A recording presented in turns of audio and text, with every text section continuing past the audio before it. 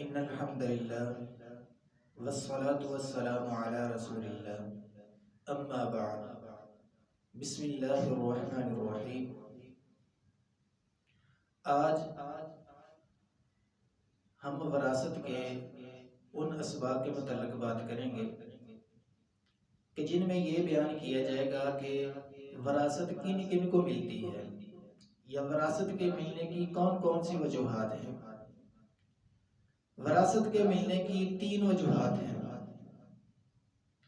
سب سے پہلی وجہ ہے نسبی قرابت۔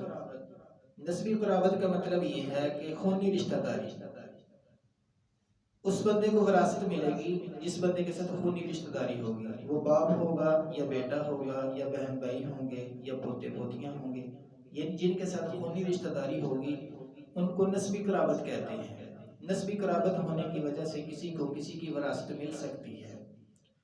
اور وراثت ملنے کی دوسری وجہ ہے نکاح کا ہونا۔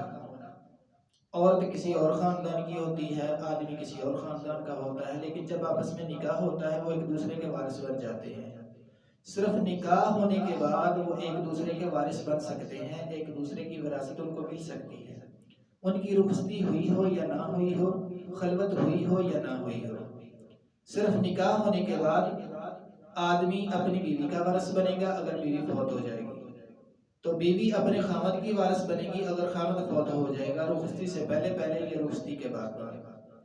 یہ وراثت کی دوسری وجہ ہے۔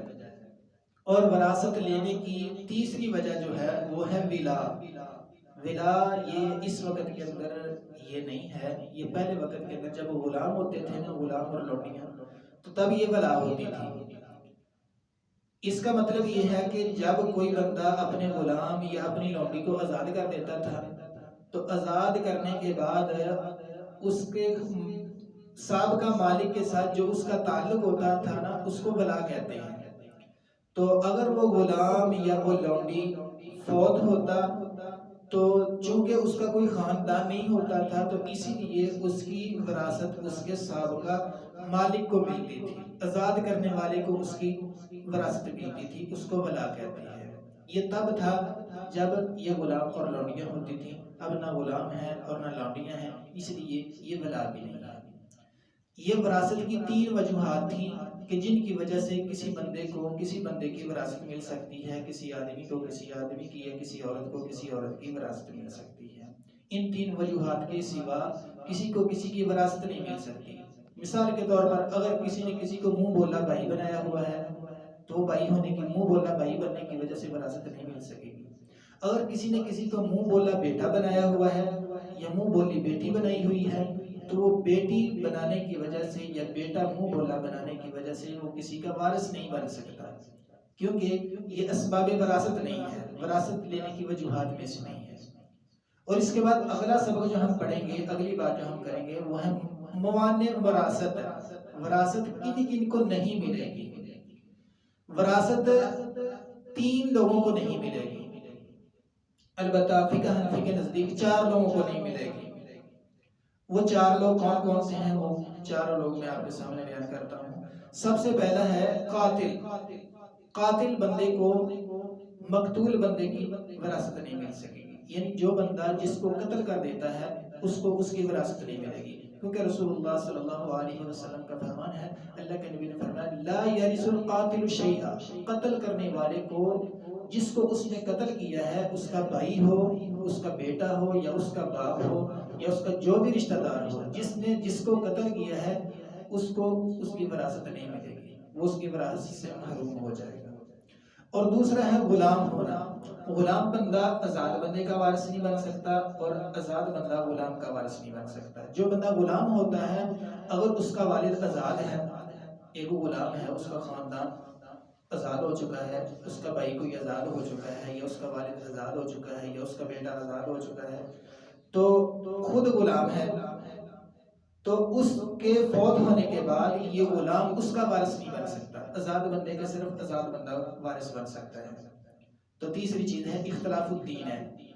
جب دینوں کا اختلاف ہو، مختلف دینوں والے، یعنی ایک مسلمان ہے، ایک عیسائی ہے یا یہودی ہے یا کسی اور مذہب پر ہے، کوئی کافر مسلمان کا وارث نہیں بن سکتا اور مسلمان کافر کا وارث نہیں بن سکتا۔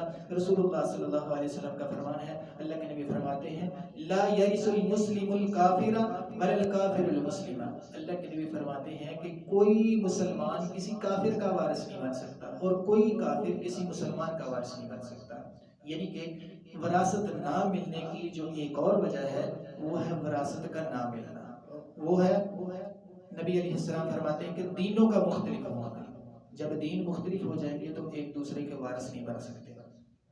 اگلی چیز ہے ولد زنا، زنا کا بچہ، جو زنا کا بچہ ہوتا ہے جس کا ظاہر ہو چکا ہے، ظہار ہو چکا ہے، جو خفیہ ہے اس کا معاملہ تو اللہ کے ساتھ ہے، جس کا زنا ظاہر ہو چکا ہے، جس طرح نبی صلی اللہ علیہ وسلم کے زمانے کے اندر حضرت حلال بن امیہ رضی اللہ تعالیٰ عنہ، ان کی بیوی کے ساتھ ان کا معاملہ پیش آیا۔ انہوں نے آ کے نبی صلی اللہ علیہ وسلم کو بتایا اللہ کے نبی جی میں نے اپنی بیوی کو اس طرح دیکھا ہے۔ تو نبی صلی اللہ علیہ وسلم نے فرمایا کہ اللہ تعالیٰ نے اس کے متعلق ابھی کوئی حکم نازل نہیں فرمایا، اگر آپ 4 گواہ نہیں لاؤ گے تو آپ پر میں حد نافذ کروں گا تہمت کی۔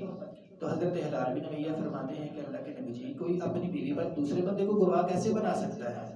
تو اللہ تعالیٰ نے سورہ نور کے اندر اس واقعے کے متعلق اللہ تعالیٰ نے سورہ نور کے اندر آیات نازل فرمائی جس کو آیات لعان کہا جاتا ہے، کہ اگر کوئی خامد اپنی بیوی کو اس طرح غلط حرکت کرتے ہوئے دیکھ لیتا ہے، زنا کرتے ہوئے دیکھ لیتا ہے، تو اللہ تعالیٰ نے فرمایا کہ عورت 5 قسمیں اٹھائے گی کہ اللہ کی قسم میں نے یہ نہیں کیا، یہ بندہ جھوٹا ہے، اور بندہ یہ قسمیں اٹھائے گا اللہ کی قسم میں نے اس کو ایسے کرتے دیکھا ہے، اگر میں جھوٹ بولوں تو مجھ پر اللہ کی لعنت ہے۔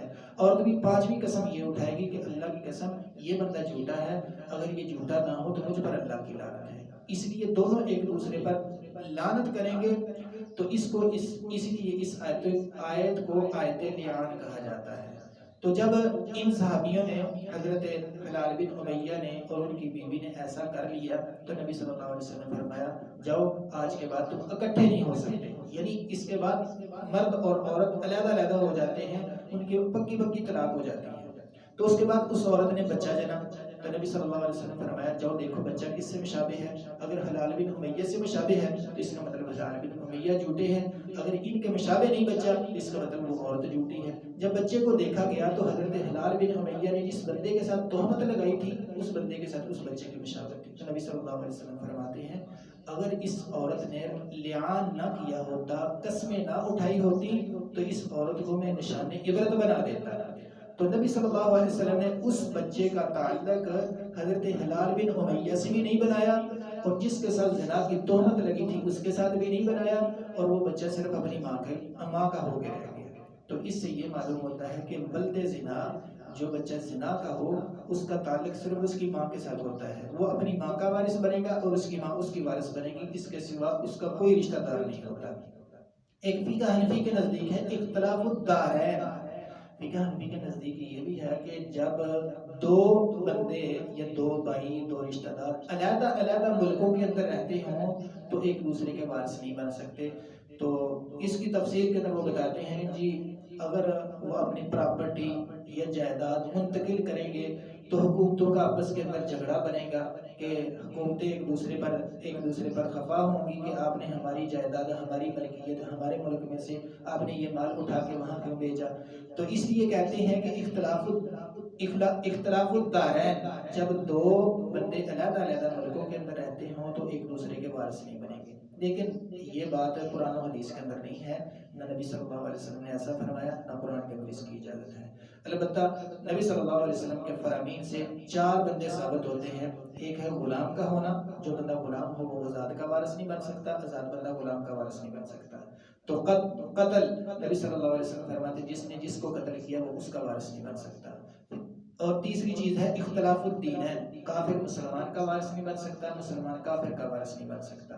اور ایک ہے ولد زنا، جو زنا کا بچہ ہے وہ صرف اپنی ماں کا وارث بنے گا، وہ اس کا کوئی باپ نہیں، نہ جس بندے کی وہ بیوی تھی اس کا وہ وارث بنے گا، اور نہ جس کے ساتھ اس کی تہمت لگی ہے یا جس کے ساتھ اس نے زنا کیا ہے نہ اس کا وارث بنے گا، صرف اپنی ماں کا وارث بنے گا۔ لہٰذا یہ 4 ہی لوگ ہیں کہ جن کو موانع وراثت کہا جاتا ہے، یعنی ان کو وراثت نہیں ملتی۔ تو ان کے علاوہ باقی جتنے بھی قربا ہیں، جتنے بھی عزیز و اقارب ہیں، ان سب کو وراثت ملتی ہے، وہ انشاءاللہ الرحمن